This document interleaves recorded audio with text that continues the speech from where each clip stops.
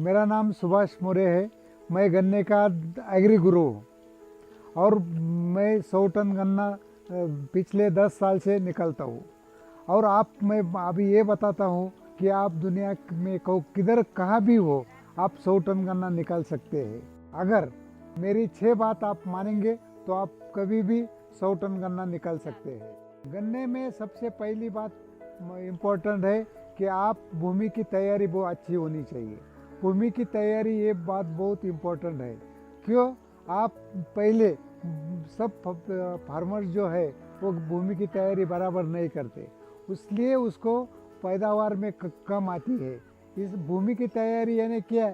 पहला तो आप वो भूमि में, ज़मीन में सब सॉइलर चलाना चाहिए। जब भी आपको पहली प्लोइंग करनी की है उससे पहले सब सॉइलर चलाना चाहिए और बाद में ज़मीन जो है वो प्लोइंग करना चाहिए। उसके बाद उसको रोटावेटर मारना चाहिए, बाद में नाली छोड़ना चाहिए और बाद में आपको गन्ना लगाना है। दूसरी बात है, आपको रासायनिक खाद डालने से पहले बेसल डोज डालना चाहिए। उसमें बेसल डोज, जब भी बेसल डोज, बहुत से फार्मर बेसल डोज टाइम पे नहीं डालते, शुरू में नहीं डालते हैं तो 1-2 महीने के बाद डालते, लेकिन उस हर बीज के लिए बेसल डोज डालना चाहिए। स्टार्ट में लगाने से पहले बेसल डोज डालना चाहिए। आप लोग बेसल डोज नहीं डालेंगे तो बाद में 1-1.5 महीना डालने के बाद वो खाद तैयार होने के लिए और 1-1.5 महीना लगता है और वो ज़्यादा टाइम जो है वो 2-3 महीना हो जाता है। और उतना टाइम में अपना जो गन्ना है वो भूखा रहता है, इसलिए वो खाद टाइम पे डालना चाहिए। उसको हम बेसल डोज बोलते हैं। मैं तीसरी बात बोल रहा हूँ, बीज का चयन। कौन सी भी खाद लेना हो, कौन सी भी चीज़ लेना हो तो आपको उसका बीज अच्छा होना चाहिए। बीज अच्छा हो तो वो फसल अच्छी आएंगी, अथवा फसल अच्छी नहीं आएंगी। वो फार्मर जो है गन्ने का बीज चयन अच्छा नहीं करते। बीज चयन वो बराबर होना चाहिए। गन्ने का बीज चयन करते समय उसका जो गन्ना है वो 9 से 10 महीने का चाहिए, वो जाड़ा चाहिए। उसका पेरी का जो डिस्टेंस है वो ज़्यादा चाहिए। वो रटून का गन्ना नहीं लेना चाहिए, कीड़ग्रस्त गन्ना नहीं लेना चाहिए। और ये चीज़ सब ध्यान में रख के गन्ने का बीज चयन करेंगे तो आपका पैदावार बढ़ सकती है। गन्ने में मैं चौथी बात बोल रहा हूँ, हल्की मिट्टी चढ़ाना। ये भी बहुत इम्पोर्टेंट बात है गन्ने का पैदावार बढ़ाने में। क्यों? हल्की मिट्टी चढ़ाना, ये जो काम है वो 45 to 60 डेज के बीच में करता है। ये टाइम जो है, ये जो टाइम है, उस टाइम गन्ने को खाद की ज़रूरत होती है। क्यों? वो कल्ले निकलने का ये टाइम होता है। और जब भी आप खाद डाल के हल्की मिट्टी चढ़ाते हो तो सब कल्ले एक तरीके के आते हैं। और आप नहीं करेंगे ये काम तो कल्ले एक तरीके के नहीं आएंगे, और इसलिए एक छोटा होएगा, एक बड़ा होएगा, एक कम ज़्यादा हो सकता है, और इसलिए अपना पैदावार नहीं बढ़ेगी। तो ये जो काम है ये कैसा करने का है, उसमें आप टिफन होती है, उसमें से बीज का फन निकाल दो, और 2 फन होते, वो फन से आप वो काम कर सकते। भले आप बैल का औजार से कर सकते, ट्रैक्टर से भी का ये काम कर सकते, लेकिन ये काम 45 to 60 डेज के बीच में होना चाहिए।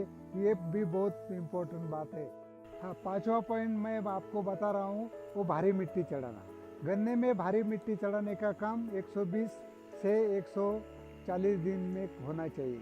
ये जो काम है बैल औजार से कर सकते हैं, छोटा ट्रैक्टर से कर सकते हैं, पावर टिलर से कर सकते हैं। और इस टाइम अपना जो गन्ने को आपको खाद देना है, और वो खाद देने के बाद भारी मिट्टी चढ़ाने का है। भारी मिट्टी चढ़ाना, इसका जो इम्पोर्टेंट है ये चीज़ बहुत।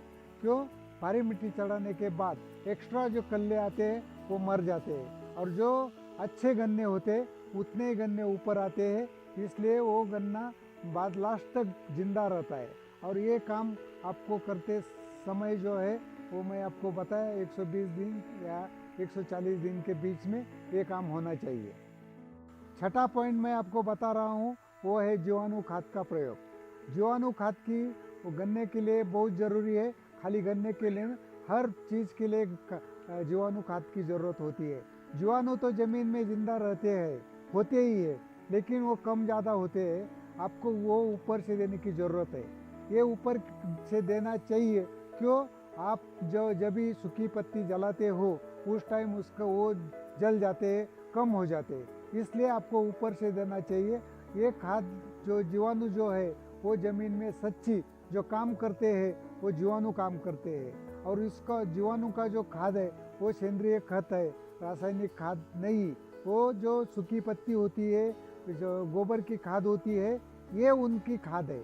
और इसलिए वो खाद उनको देने से वो जिंदा रहते हैं और वो अपना काम अच्छा कर देते हैं। आप लोग तो कोई आदमी वही काम नहीं कर सकता है, वो जीवाणु वो काम कर सकते हैं, वही जिंदा होना चाहिए। इसलिए जीवाणु खाद का भी बहुत इम्पोर्टेंट गन्ने की पैदावार में है। अगर आप मेरी 6 बातें माने तो आप 100 टन गन्ना आराम से निकाल सकते हैं। पहले साल ना सही आप निकाले, लेकिन दूसरे साल आप आराम से 100 टन गन्ना निकाल सकते हैं। धन्यवाद। हमारे अन्य एग्री गुरुओं से जुड़ने और खेती से संबंधित वीडियो के लिए माय एग्री गुरु चैनल को सब्सक्राइब करें और लगातार अपडेट के लिए बेल आइकन को दबाइए।